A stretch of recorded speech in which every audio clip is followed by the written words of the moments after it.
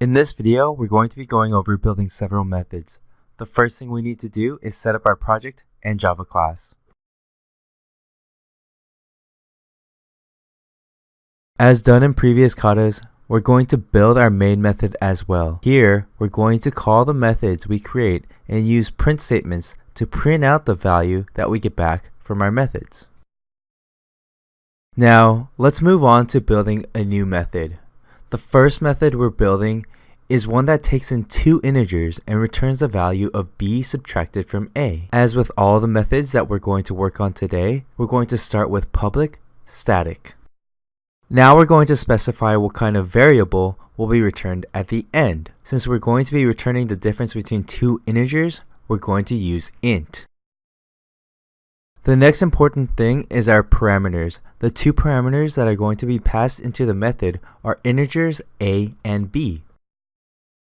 Alright, now that we have our method set up, let's add the functionality. Let's create an integer y that will be the difference of a and b. Then we'll return y.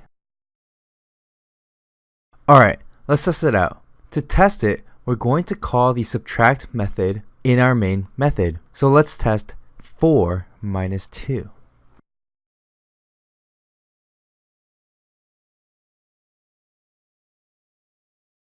Sweet! Our method functions perfectly. Let's do something similar for the next method. But this time, we're going to be adding a conditional. We'll be returning the value of b subtracted from a unless the result is less than 0. If so, we'll return 0.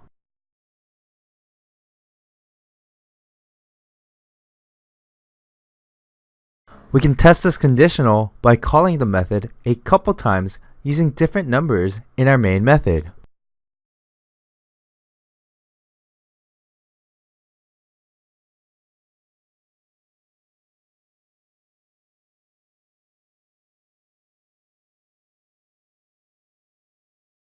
Perfect! Our conditional statement is working exactly how we want it to. Alright, so we've got a couple more methods to work with. The next is finding the max of 3 integers. We'll take 3 integer parameters in our method and we'll use 2 conditionals to test to get the appropriate maximum number.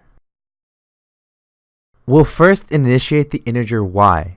Then we'll create a conditional that checks if a is greater than b. If so, we'll set y equal to a.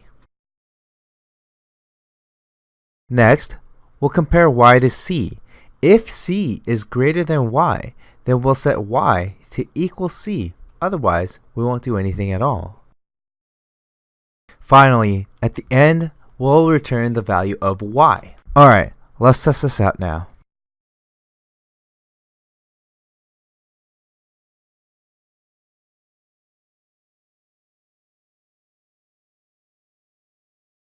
Alright, we're about halfway done.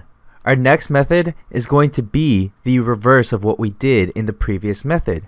Instead of finding the maximum, we'll be finding the minimum. So we can just switch the conditional symbols. Let's test this out.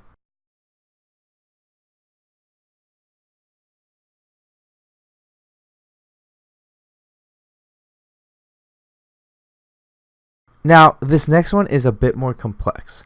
We have an array and we need to get the maximum value out of that array. So we'll need to run the same comparison for the entire length of the array. We'll set the value of y to 0, then we'll create a for loop that will run through each index of the array and compare it to y.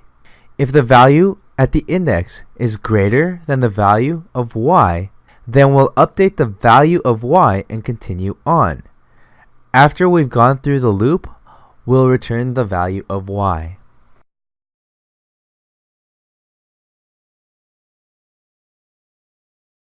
In order to test this array method out, we're going to need to create the array variable, then pass that array variable into the method call. Let's run this with an array of several numbers.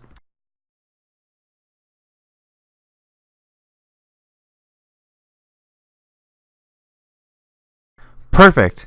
Now we just have one more method to work on. This method is going to be returning a boolean this time. So instead of setting the method to public static int, we're going to be setting it to public static boolean. We'll start by setting y equal to the value of false. The reason we are starting by setting it to false is because when we run the test, we're going to check if A is greater than B, and if so, we'll set the boolean to true. After the conditional is run, we can return the value.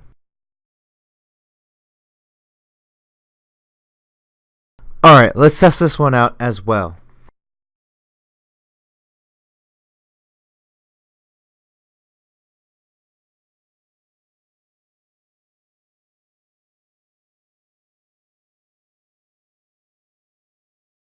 Perfect! We were able to successfully create several methods. Congratulations!